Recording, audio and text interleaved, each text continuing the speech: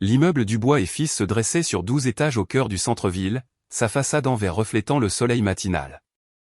J'étais passé devant des milliers de fois en grandissant, regardant papa bâtir son empire d'imprimerie commerciale de 3 employés à 300. Dubois et Fils. Le nom disait tout sur qui comptait dans cette famille.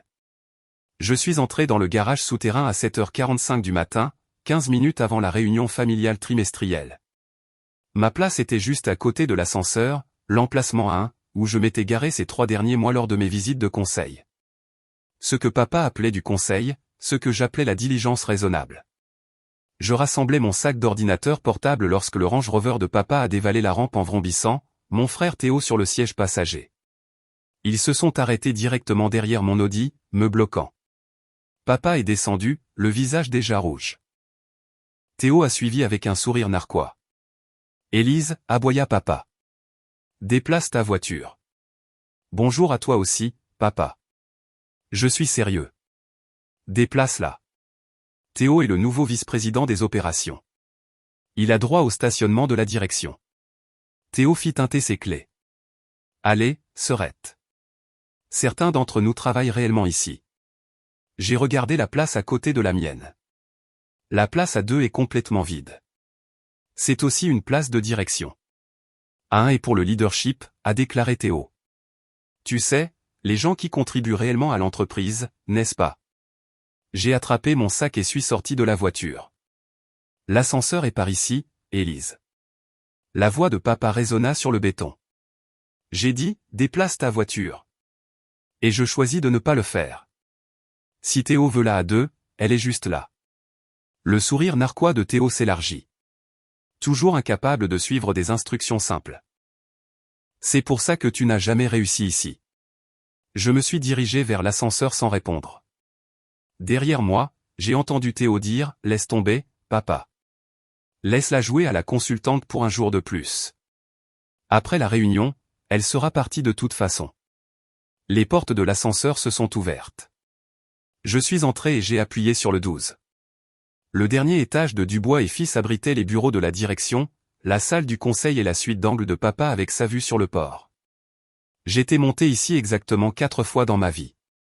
2 fois enfant pour la journée, amener votre fille au travail, 1 fois pour mon dîner de remise de diplôme universitaire, et 1 fois il y a 3 mois quand j'ai commencé à poser des questions sur les finances de l'entreprise. Sarah, l'assistante de papa depuis 20 ans, leva les yeux de son bureau. Élise, tu es en avance. Je voulais revoir certains documents avant la réunion. Bien sûr. Elle baissa la voix. Attention, ton père est de mauvaise humeur. Le conseil a repoussé ses projets d'expansion. J'ai entendu dire. Et Théo? Elle hésita. Il a raconté à tout le monde que tu allais présenter une proposition de conseil aujourd'hui. Il semble penser que c'est drôle. Ah bon? Élise, ma chérie, je te connais depuis que tu as 8 ans. Quoi que tu prépares, sois prudente. Ton père n'aime pas les surprises. J'ai souri. Je garderai cela à l'esprit. La salle du conseil était déjà prête, chaises en cuir autour d'une table en acajou, présentation chargée sur l'écran, service de café disposé sur le buffet. J'ai pris un siège au milieu, pas en bout de table où papa s'assiérait, ni à l'autre bout où Théo avait placé son porte-nom. Les autres membres du conseil sont entrés, oncle Jacques, qui possédait 8% de l'entreprise, Marguerite Chen, la directrice financière qui était avec papa depuis 15 ans, Robert Torres, l'investisseur extérieur qui détenait 12%, Patricia Vasseur, la directrice des opérations. Et puis Théo, entrant comme s'il était propriétaire des lieux, ce qu'il pensait techniquement devenir un jour. Élise. Il a prononcé mon nom trop fort. Je ne m'attendais pas à te voir assise à la grande table. Il y a une chaise contre le mur pour les observateurs. Je suis bien ici. Merci. Comme tu veux. Il prit place au bout de la table et ouvrit son ordinateur portable avec emphase. Quoique je devrais te prévenir, nous discutons de stratégie commerciale réelle aujourd'hui. Ça pourrait te dépasser. Oncle Jacques fronça les sourcils. Théo, c'est inutile. Je suis juste honnête, oncle Jacques. Élise fait du conseil depuis 3 mois et n'a pas produit une seule idée exploitable. Marguerite a croisé mon regard et a secoué légèrement la tête. Un avertissement. Je suis restée silencieuse. Papa est entré à 8 heures précises, son costume parfaitement repassé, son expression purement professionnelle. Il a pris place en tête de table sans me saluer. Commençons, a-t-il annoncé. Premier point à l'ordre du jour, l'expansion à Lyon. Théo, c'est à toi. Théo s'est levé, cliquant à travers sa présentation. Comme vous le savez, nous avons identifié une imprimerie à Lyon qui nous donnerait une couverture dans le sud-est. Le coût d'acquisition est de 7,8 millions d'euros, avec des coûts d'intégration projetés de 2,1 millions d'euros supplémentaires. Robert Torres se pencha en avant. Et le financement ? Nous proposons une combinaison d'extension de lignes de crédit et, Théo jeta un coup d'œil à papa, la liquidation de certains actifs non essentiels tels que. Marguerite a demandé sèchement, pensais-je, mais c'était Marguerite qui parlait. Tel que. Papa s'éclaircit la gorge. Les entrepôts de la rue du Commerce. Nous ne les utilisons pas à pleine capacité. Théo a trouvé un acheteur prêt à payer 3,9 millions d'euros. Le stylo de Marguerite s'arrêta de bouger. Ces entrepôts génèrent 350 000 euros de revenus locatifs annuels. Ce qui sera largement compensé par l'installation de Lyon, a dit Théo avec aisance. Le sera-t-elle, me suis-je entendu demander. Toutes les têtes se sont tournées vers moi. Le sourire de Théo était condescendant. Désolé. Avais-tu une question ? L'installation de Lyon. Quelle est sa marge bénéficiaire actuelle ? C'est une information confidentielle. Elle est de 3,2%, interrompit doucement Marguerite. Comparé à nos 11,4% actuels sur l'ensemble des opérations, ai-je ajouté. Ce qui s'améliorera avec l'efficacité opérationnelle de Dubois, répliqua Théo. Comment, ai-je demandé. Leur équipement est obsolète, leurs contrats clients sont mensuels et leur main-d'œuvre est syndiquée avec des taux 22% plus élevés que les nôtres. Quel est ton plan d'intégration ? La mâchoire de Théo se serra. Je n'ai pas à expliquer des décisions stratégiques à une consultante. Non, mais tu devrais probablement les expliquer au conseil, a dit oncle Jacques. Élise marque un point. Quel est le calendrier d'intégration ? Nous travaillons sur les détails. Tu n'as pas de détails, ai-je dit calmement. Tu as un prix d'achat et un rêve. Le poing de papa frappa la table. Élise. Si tu n'es pas ici pour contribuer de manière constructive. Je contribue. Je pose les questions que ce conseil aurait dû poser il y a 3 semaines quand Théo a proposé ce désastre pour la première fois. Désastre ? La voix de Théo monta. Cette expansion doublera notre portée sur le marché.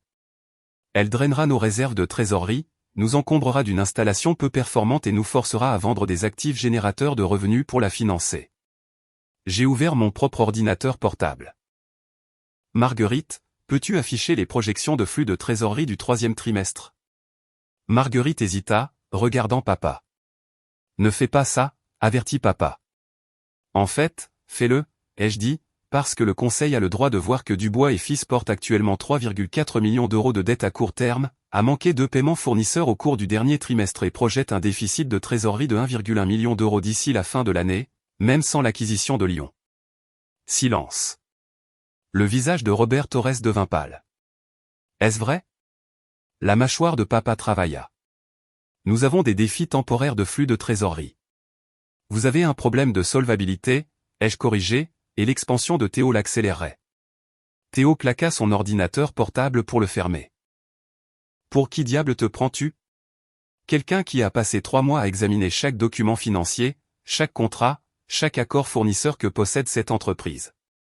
Quelqu'un qui a trouvé des irrégularités dans les achats, des notes de frais gonflées et des pots de vin de fournisseurs totalisant 820 000 euros sur 2 ans. Marguerite halta. C'est de la diffamation, cria Théo. C'est documenté. J'ai sorti un dossier épais complet avec reçu, virement bancaire et confirmation par email. Marguerite, tu en reconnaîtras certains.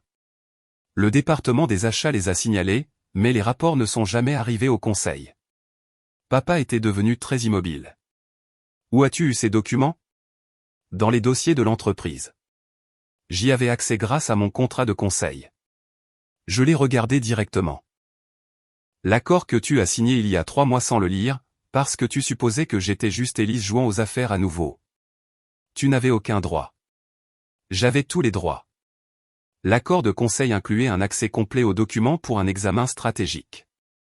Tu l'as signé parce que Théo t'a dit que je produirais une analyse de marché inutile et que je disparaîtrais. Oncle Jacques prit le dossier, feuilletant les pages. Son visage s'assombrit. Bon Dieu, Théo. Ses dépenses. Un paiement fournisseur de 43 000 € à une entreprise qui n'existe pas. C'est hors contexte. C'est de la fraude, a dit Robert d'un ton plat. Patricia, étais-tu au courant de cela? La directrice des opérations secoua la tête, l'air malade. Théo me pointa du doigt. C'est un coup monté. Elle essaie de saboter l'affaire Lyon. Je n'ai pas besoin de la saboter, ai-je terminé. Les chiffres le font eux-mêmes. Mais oui, j'essaie de l'arrêter parce qu'elle mettrait cette entreprise en faillite dans les 18 mois. Papa parla enfin, sa voix basse et dangereuse. Tu viens dans ma salle de conseil, tu accuses mon fils de fraude, et tu penses que tu peux. Quoi? Prendre le contrôle? Non, ai-je dit doucement. J'ai déjà pris le contrôle. La salle devint silencieuse comme la mort. J'ai sorti un autre document. Il y a 3 mois, Dubois et Fils avaient besoin de capital. Vite. La banque vous a refusé l'extension de la ligne de crédit. Vous étiez désespéré. Robert, tu te souviens avoir proposé d'acheter 10% de plus, mais papa a refusé. Robert hocha la tête lentement. Alors, papa a cherché un financement alternatif. Il a trouvé une société d'investissement appelée Apex Holdings prête à fournir 4,6 millions d'euros en financement relais à 8% d'intérêt. Les yeux de Marguerite s'écarquillèrent. L'injection de capital du deuxième trimestre provenait d'Apex Holdings. En échange de 51% des capitaux propres de Dubois et Fils. J'ai fait glisser le document sur la table vers papa. Je le sais parce que je possède Apex Holdings. Je suis l'actionnaire majoritaire de cette entreprise depuis 93 jours. Théo se leva brusquement. C'est impossible. C'est dans le domaine public. Eh bien, ce le sera après 9 h du matin quand le dépôt sera publié. J'ai vérifié ma montre. C'est dans 12 minutes. Papa attrapa le document, les mains tremblantes. Tu as acheté mon entreprise. Tu l'as vendue à une société offrant le capital dont tu avais besoin. Tu n'as jamais demandé qui possédait la société parce que c'était une entité corporative que j'ai créée spécifiquement pour cette acquisition. Apex Holdings est entièrement détenu par Groupe Capital Dubois, qui est entièrement détenu par moi. Robert commença à rire, un son choqué et incrédule. Elle a acheté l'entreprise sous ton nez. Avec quel argent? Exigea Théo. Tu n'as pas 4,6 millions d'euros. J'ai considérablement plus que cela.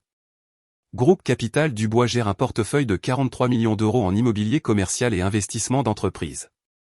J'ai passé les 8 dernières années à le construire pendant que vous supposiez tous que j'échouais dans l'entrepreneuriat. Oncle Jacques s'adossa à sa chaise. Les entreprises ratées étaient des expériences d'apprentissage qui m'ont appris à identifier les actifs sous-évalués et à les redresser, ai-je continué. Dubois et Fils étaient sous-évalués à cause de la mauvaise gestion. Les fondamentaux sont solides, bonne base de clients, réputation solide, main-d'œuvre expérimentée. Elle avait juste besoin d'un meilleur leadership. Le visage de Théo était violet. Espèce de femme d'affaires sournoise et intrigante. J'ai ajouté, oui, je le suis. Papa regardait le document comme s'il allait le mordre. Pourquoi? Parce que Dubois et Fils est une bonne entreprise en train d'être détruite par de mauvaises décisions. Parce que j'ai grandi en te regardant construire quelque chose d'incroyable, et je ne pouvais pas regarder Théo le réduire en cendres. J'ai fait une pause. Et parce que tu n'as jamais envisagé que ta fille puisse être capable de la sauver. L'accord de conseil, dit doucement Marguerite. Tu avais besoin d'accès pour vérifier l'investissement et documenter les problèmes afin de pouvoir les résoudre. Marguerite, tu es excellente dans ton travail. Les irrégularités financières n'étaient pas de ta faute, Théo a tout contourné autour de ton département. J'ai regardé Patricia. Même chose pour les opérations. Tu as géré des crises sans savoir que Théo les créait. La voix de Patricia était tremblante. Les problèmes de fournisseurs le mois dernier. Le système de pot de vin de Théo? Cela s'arrête aujourd'hui. Théo attrapa son ordinateur portable. J'appelle notre avocat. Fais donc. Cependant, tu devrais savoir que ton contrat de travail inclut une clause de résiliation pour fraude ou mauvaise gestion. Tu recevras ton avis de licenciement aujourd'hui. Tu ne peux pas me virer. Je le peux. Je suis la présidente directrice générale depuis 8h30 ce matin. Le conseil votera pour confirmer à 9h15, en supposant que les membres actuels du conseil souhaitent conserver leur poste. Robert lisait mes documents.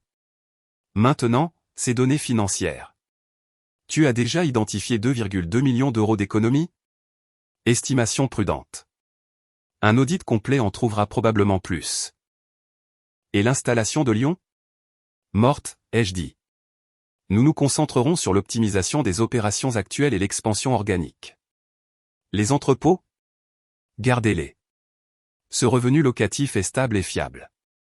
Oncle Jacques regarda papa, qui semblait avoir vieilli de 10 ans en 10 minutes. Élise, qu'en est-il de ton père? J'ai croisé le regard de papa à travers la table. Tu as bâti cette entreprise sur 35 ans. Tu es brillant dans les relations clients et la vision stratégique. Tu es terrible en gestion financière et en décision de personnel. Je propose que tu restes en tant que président des relations clients. Salaire exécutif complet, avantages, bureau d'angle. Ton travail est de faire ce que tu fais le mieux, décrocher de gros clients et maintenir les relations. Et tu diriges tout le reste, dit papa d'un ton plat. Oui. En tant que présidente directrice générale. Oui. De Dubois et Fils.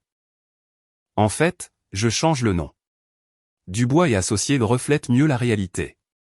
Théo émit un son étranglé. Papa me fixa pendant un long moment. Puis, incroyablement, il rit. Tu l'as vraiment fait. Tu as vraiment acheté mon entreprise. Notre entreprise maintenant. Quand es-tu devenu aussi impitoyable? J'ai appris en te regardant négocier des contrats. Tu m'as appris que les affaires ne concernent pas les émotions, elles concernent les résultats. Je ne t'ai jamais rien appris. Tu voulais étudier l'histoire de l'art, tu te souviens? J'ai étudié l'histoire de l'art. Ensuite, j'ai obtenu un Master of Business Administration le soir tout en ayant 3 emplois. Tu n'as simplement jamais posé de questions à ce sujet. Marguerite prit la parole doucement. Pour ce que ça vaut, le plan d'Élise est solide. Les économies de coûts seules nous stabiliseraient. Et son portefeuille. J'ai cherché Groupe Capital Dubois la semaine dernière. Elle a un historique impressionnant. Tu savais? Demanda papa. Je me doutais. Les questions d'Élise étaient trop informées pour être du conseil occasionnel, et elle continuait de demander des documents dont seul un propriétaire aurait besoin. J'ai fait un signe de tête à Marguerite. Tu auras à nouveau l'autorité complète sur les finances. Plus de contournement de ton département. Dieu merci, murmura-t-elle. Robert Torres posa les documents. Je voterai pour confirmer Élise en tant que présidente directrice générale. Cette entreprise a besoin de son leadership. Patricia acquiesça. Appuyé. Oncle Jacques semblait déchiré. Élise, ton père sera traité avec le respect qu'il a mérité, ai-je dit. Ce n'est pas une prise de contrôle hostile. C'est un sauvetage. Papa, tu peux rester à mes conditions ou tu peux prendre un rachat très généreux et prendre ta retraite. Ton choix. Le silence s'étira. Finalement, papa dit, la place de parking. Quoi? Ce matin. Tu ne voulais pas déplacer ta voiture de la place à 1 parce que c'est la place du PDG. Et je suis le PDG. Et Théo a essayé de la prendre. Il l'a fait. Papa regarda Théo, qui était toujours debout, le visage rouge et furieux. Tu as vraiment volé l'entreprise. Le silence de Théo fut une réponse suffisante.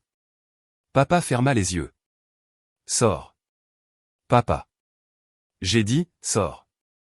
Tu es viré. Élise enverra les papiers.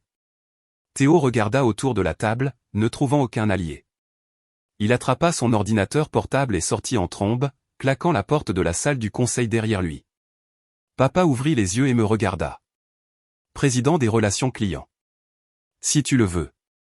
Bureau d'angle. Tu l'as mérité. Et tu écouteras réellement mes commentaires? Sur la stratégie client, absolument. Sur la finance et les opérations, je prendrai tes pensées en considération. Il faillit sourire. C'est le langage d'entreprise pour non. C'est le langage d'entreprise pour eux, c'est moi qui commande maintenant. Oncle Jacques s'éclaircit la gorge. Alors, que se passe-t-il avec la structure du conseil? Robert et oncle Jacques. Vos positions sont assurées si vous les voulez.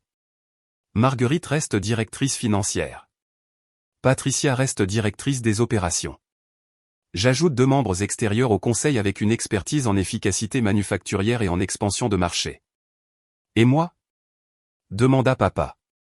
Tu es au conseil. Position sans droit de vote, mais accès complet et transparence. Tu as pensé à tout. J'ai eu 3 mois. Marguerite commença à rire. L'accord de conseil, tu lui as vraiment fait te payer pour auditer l'entreprise que tu possédais déjà. 14 000 € par mois, ai-je confirmé. Ça semblait juste. Même papa esquissa un sourire à cela. Impitoyable. Nous avons passé les 2 heures suivantes à passer en revue le plan de transition. À 11h30, j'ai demandé une pause. Papa m'a attrapé le bras alors que je me dirigeais vers la porte. Élise, cette place de parking ce matin. Oui. J'aurais dû demander pourquoi tu te garais là. Tu aurais dû. J'ai supposé. Tu as supposé que je n'avais pas ma place. Que Théo la méritait plus. J'ai fait une pause. Tu as supposé cela toute ma vie. Je sais. Sa voix était rauque. Et j'avais tort sur tout. Pas tout. Tu as bâti une entreprise incroyable. Tu t'es juste perdu dans l'idée que Théo était ton héritage. Dubois et fils, dit-il doucement. Le nom comptait pour moi. Dubois et associés comptent plus, parce que c'est vrai. Il hocha la tête lentement. Ta mère va me tuer quand elle découvrira que j'ai vendu l'entreprise sans le lui dire. Probablement. Et que notre fille m'a déjoué. Certainement. Elle sera fière, cependant. De toi. Le seras-tu? Papa me regarda pendant un long moment. Je suis terrifié mais fier. À midi, je suis descendu au garage souterrain. La voiture de Théo avait disparu de la place à 2. Ma Audi était seule en A1. Mais il y avait quelque chose de nouveau, une plaque en laiton montée sur le mur de béton, réservée au PDG. J'ai sorti mon téléphone et appelé le chef de la sécurité. David, avez-vous installé la plaque en A1? Oui, madame. Votre père m'a demandé de le faire il y a environ 1 heure. Merci, madame Dubois. Pour ce que ça vaut, nous sommes tous contents que vous soyez ici. L'entreprise a besoin de vous. Je me suis assise dans ma voiture un instant en regardant cette plaque. Qui? Présidente directrice générale de Dubois et Associés. Mon téléphone vibra. Un texto de Théo, tu n'as pas fini d'entendre parler de ça. Je l'ai supprimé. Un autre texto de Marguerite, bienvenue au dernier étage. Ton bureau est en train d'être installé maintenant. Et un de papa, dîner de famille dimanche. Ta mère veut des détails. Prépare-toi. J'ai démarré la voiture et suis sorti de l'espace 1, la place du PDG, ma place. Alors que je montais la rampe vers le niveau de la rue, je suis passé devant l'entrée principale de l'immeuble. La vieille enseigne était déjà en train d'être démontée. Dubois et fils, c'est 1987. D'ici lundi, elle dirait « Dubois et associés ». Mon entreprise, mes règles, mon héritage. J'ai souri et conduit vers ma prochaine réunion, le soleil matinal scintillant sur le capot de la Audi. Il s'avère que j'avais ma place sur ce stationnement après tout.